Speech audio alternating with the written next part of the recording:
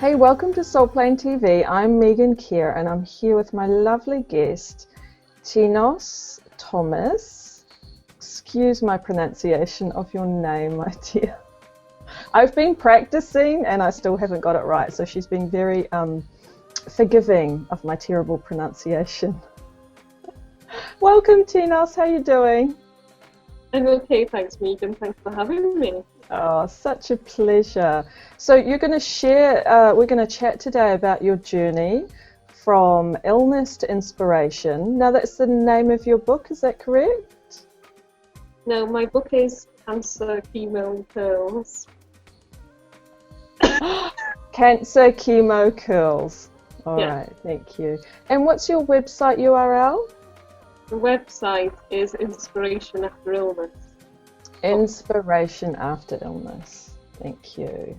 And so why don't you, if it's okay with you, just tell us a little bit about your journey with cancer through to inspiration, and then we'll see where that leads, and we'll dive into the conversation.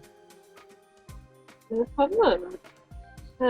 My story starts quite a long time ago, when I was 12, and I was just a normal schoolgirl here in Wales. I started to experience some very bad stomach pains, and it was affecting my life in every way. I was finding out how to walk, I was losing my appetite, I was lethargic, I wasn't able to sleep comfortably. And this went on for several weeks, and doctors just said, hang on, this is puberty, this is what is coming, this, your periods are going to start, and this is what, being a young girl is all about. So that was not a very helpful thing to be told, because, my friends weren't in this pain, and I just felt deep inside that something was wrong, something was out of place. And things came to a head when one day in a gymnastics lesson, I was doing a gymnastics routine, and I rolled over onto my stomach, and the pain was unbearable. From there, I tried to stumble my way through the lesson, but finally my peers, the teacher, noticed that something was wrong, and from there I was sent home. There was still no great hurry. I went to see my GP, and finally he said, maybe you need to go to hospital and have some tests done here. And when I went to the local hospital, I was admitted for the night. And this was something that was terrifying to me, because I hadn't been in hospital, since I was sent home as a newborn. This was a complete new territory to me. And I was told at the local hospital that they didn't know what was wrong with me, and I was transferred to a hospital 100 miles away. So just to imagine that one morning I'm just going to school as normal, and then the next day I'm being taken to hospital 100 miles from home. It was very hard to compute. My parents were, starting to visibly get anxious. They kept their calm for as long as they could. And to top it all, I was still in this dreadful agony. And so a couple of short days after that, I was taken for a surgery, and I didn't know what the operation was for. I still had a limited understanding, but I was just glad that, surely the surgery would mean, the pain would leave, the pain would go away. And I woke up from the operation, and I was just so glad that the pain had gone. Of course, I was in discomfort from the operation, but that familiar agony, that was gone. And it was a bit later that my dad came to sit with me, and he told me exactly what had happened. He told me I'd had a tumour removed from my stomach, and it had been attached to a healthy ovary, and I'd lost that ovary as well, and that I had cancer, and that I need ongoing treatment. I mean, to be told that when you're at that age, it was just so much to compute, and I hadn't really known for long what an ovary was. I'd just been taught about that kind of thing in school, and now I was being told I was one ovary down. It just didn't make any sense to me at all. And from there, I had to learn quickly that hospital life was going to be a part of my world for a while. I wasn't going to be going back to school. My parents didn't want me to go back into school, and I would have to have a course of chemotherapy. But this was so much to compute and so much to learn. But I felt as though I'd come through the surgery and I was recovering from that. I'd coped with that pain.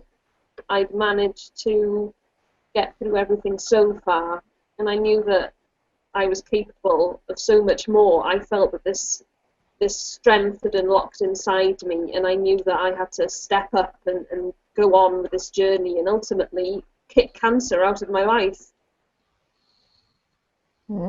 So did you say you felt like that a strength had unlocked inside you? Yes, definitely. I felt I had to learn a lot about chemotherapy. I had to learn about the nuts and bolts of, what daily life would mean for me from now on. Simple things like my appetite would change. I'd probably be very tired because of the treatment. I'd lose my hair, that was a big one. So alongside the physical ramifications and, overcoming this trauma that my abdomen had been through from having a 6-hour operation, there was also a lot going on emotionally, and I felt as though I was in touch with a very, very strong and spiritual power. I felt that I was being gifted really with knowing that my life was worth saving. I had a lot to go on and heal for. My parents loved me, and I didn't want them to lose their only child. There was lots of things in play here that really came together for me when I was, lying in that hospital bed recovering from the operation. There was a lot of time, and there was a lot of time to connect with my relationship with myself and think about, even though I was so young, how I wanted to move ahead with my life. And so, as you say that, I think about, so you were 12, is that correct?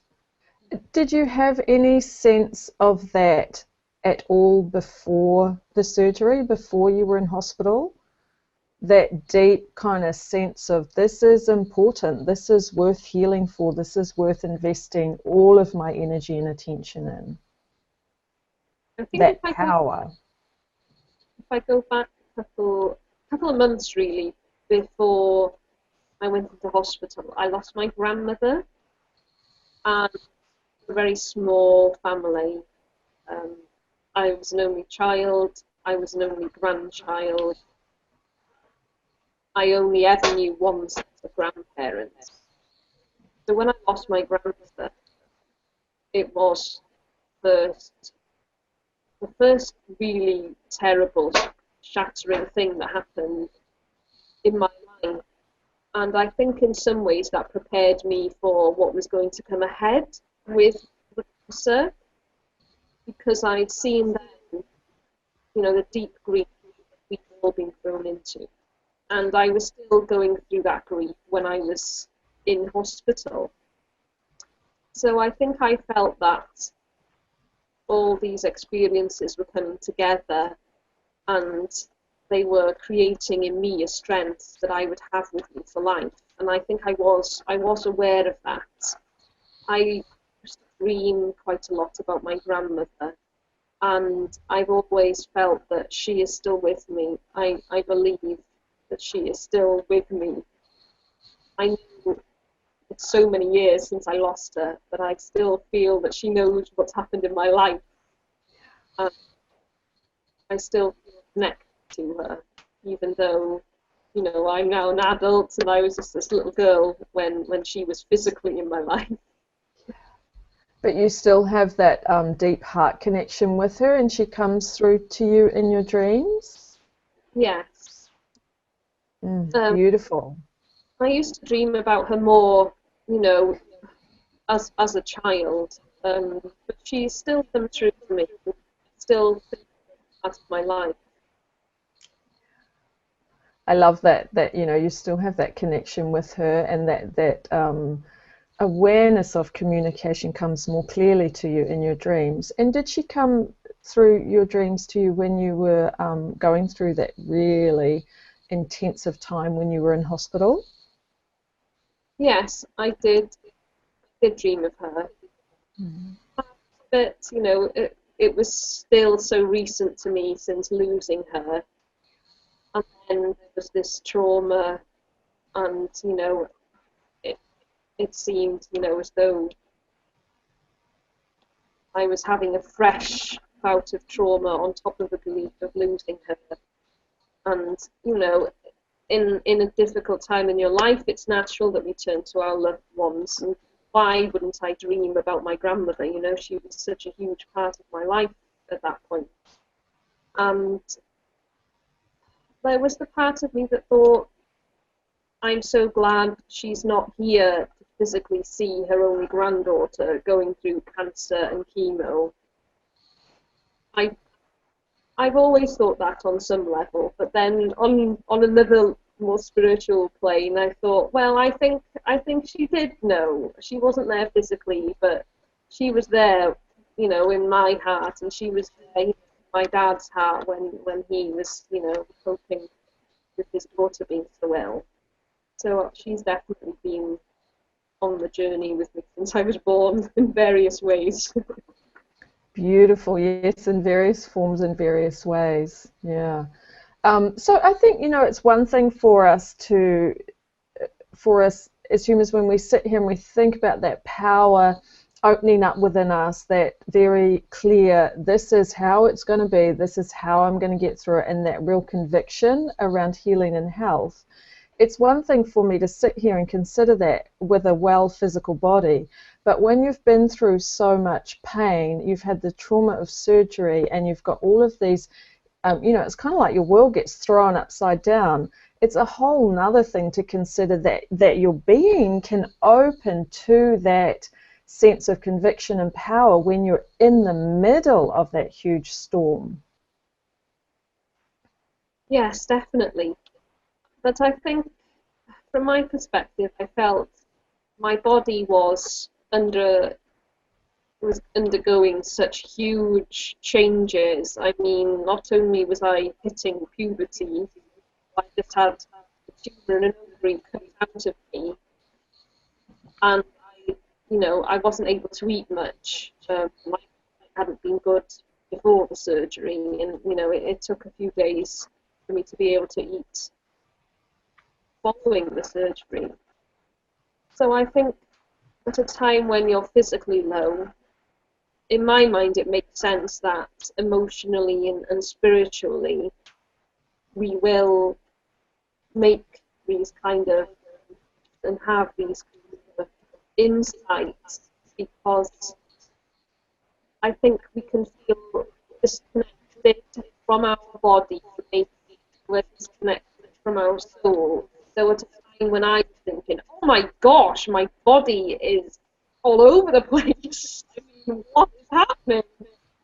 That my spiritual side would step in and say, hey, this can work, your body can heal, and you can also develop this wisdom and this strength that's going to get you through this.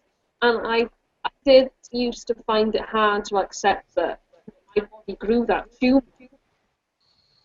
but I managed to turn it around to be able to think, yes, my body did create the tumor, but me and my family and my doctors and my strength, we all work together to heal the cancer. And I've now been living for 14 years without cancer, which, you know, is something I'm grateful for and blessed for every single day of my life. Absolutely, and I really feel that and hear that when you say that, you know, that joy of that blessing of being free from that. So I was hoping to ask you around this actually, now that it's come up, is so I work with quite a lot of clients who have chronic illness and serious illness, and even after the symptoms subside and perhaps they're getting better from it, there still remains for a lot of people fear that the illness will return, and that kind of stays within their system for quite a while, and that it really is a source of anxiety for people. Did that present in any way in your life? I think it's completely natural to have that fear. I mean, after I finished my chemotherapy, I was going for checkups monthly, then bi-monthly, then annually, and I'm still, under observation now. And I don't think I ever quite let go of that fear. Oh my gosh, I got a tummy pain. What if it's a tumour growing again? I've definitely had that in the intervening years. And I have had quite a big health incident recently where I had a cyst on my one remaining ovary, and that was being observed very closely, and I was being tested to see if it was cancerous every 3 months. So that was a big strain, and it's now, because I've had an operation to remove that cyst, now I feel, hey, there's no cancer. I think, it is in the past. But to anybody who has been through any kind of chronic illness, I think it's normal to have that fear, but you can't let it stop you live your life. You have to go to the places you want to go and set up that business if you want to, and have that child if that's what your heart wants, because you can't live a life in fear. And yes, people get ill, but I'm living proof that people can heal and get better as well, and we must believe in that over fear of illness. That is so key, isn't it? We must believe in the capacity for our physical body to heal over illness, and to really transcend that fear, because it is there for so many people, and maybe it sits in the background, but that doesn't prevent you from rising into a life that your soul really desires for you. Well, that's the thing. I mean, for me, worrying about that cyst, I was worrying about that for 3 years, and it was in the background. I was going to work, I was seeing friends, but it was always there, it was always nagging at the back of my mind. And that's one thing I felt after the surgery to remove the cyst. It was like a revelation. I knew that this weight, this fear had lifted. It was a physical change. And people around me, my friends, my boyfriend, family have said, wow, you seem different. I seem a bit more confident. I've been able to put some big worry aside, and it's been very, very powerful to be able to do that. But I completely relate and know exactly what it's like to be worried about your health. And sometimes just being able to reach out, it can help so much, because you can think, oh, this is just in my head. But there's so many people who are waiting for that hospital test result, who are worried about something, maybe that their family have had a health issue. And I think as a society, it's better to be open about these kind of things than to just, keep it internally and have it gnaw away at us. Amen to that. Hey, have you had people over the years make comment to you around the origins of the cancer, or why you got it on a sort of a psycho-spiritual, emotional level? Has that shown up for you in your life? It didn't for many years. It's only quite recently, really, that I've come into contact with that, to be honest. From my perspective, I mean, I was so young when I had cancer, and I was I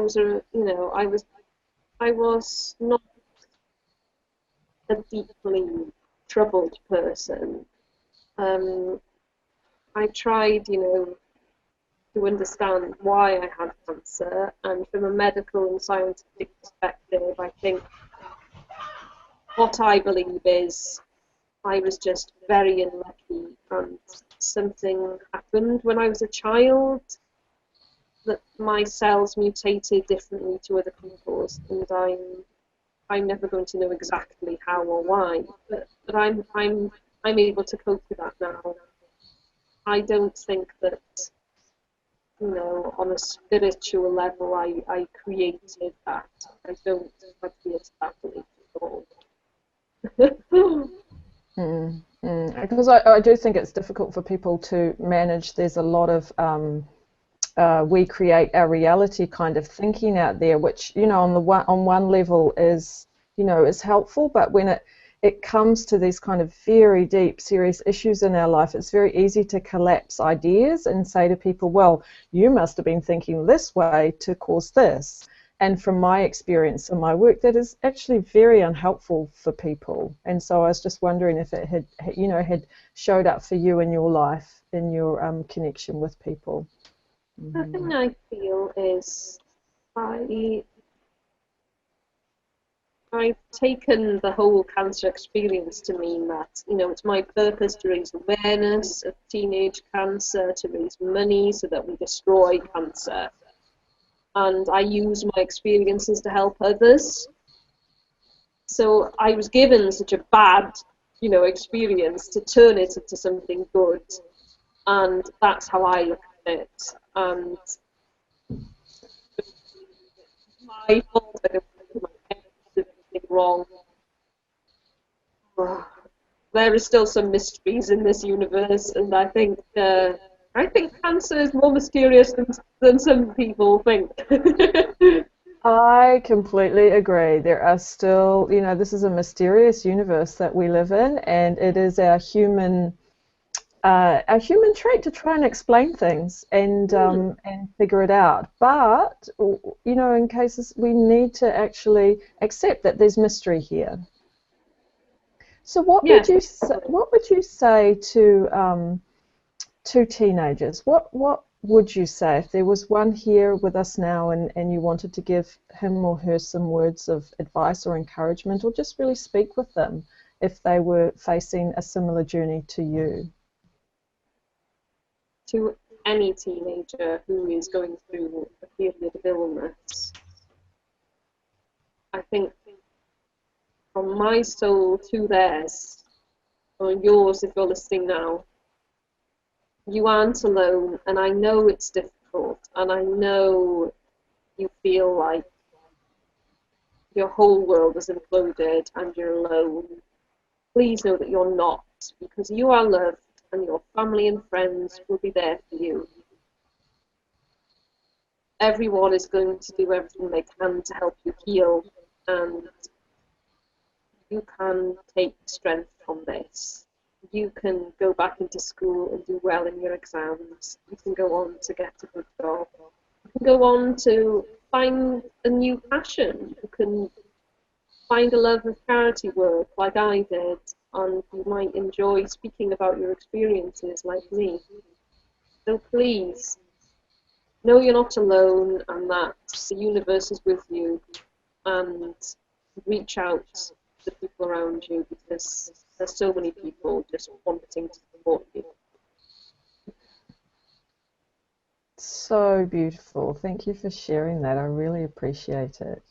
So you have written a book, about your experiences. Yes, and where can people check that out or find out more about the book? There's two options really. If you want to search on Amazon, the title of the book is Cancer, Chemo and Pearls. or if you go onto inspirationafterillness.com, there's a few links on there that take you to Amazon. So that's the best way to get hold of it. Beautiful, beautiful. Well, thank you for sharing this time with us today. I really, really appreciate it. Thank you for having me. Great. Oh, it's been wonderful. I feel really inspired. You know, I really feel that message that you have in my heart, and I really hope that if people are struggling with illness, whether they're teens or adults, that they can watch this and really hear the hope and the conviction and the faith and the power that has still flowing through your system. I just want to ask one more question, please. What is your sense now of your spiritual connection, your deeper spiritual contact with the deeper self now? How does that show up for you in your everyday life? It shows up a lot. Recently, I've been consciously connecting with it. Although I felt it first and full, when I was in hospital. Over the years, things get lost. I got sidetracked with exams, you get on with real life and bury it and forget about it. And I did feel that I got disconnected.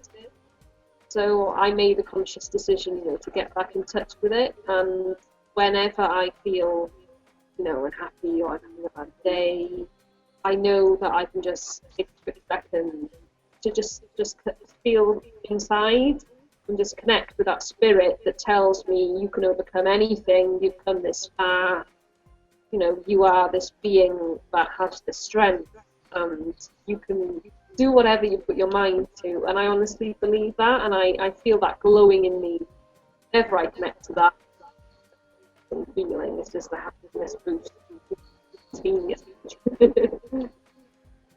So you really feel that spiritual connection at a cellular level. I really hear that. It's not in your mind, it's not a thinking concept. It is deeply in every cell of your being. Yes, it's very deep. Beautiful. Well, look, I think we'll complete there on that very inspirational note. Thank you so much for joining us today, and I look forward to talking with you again. Thank you.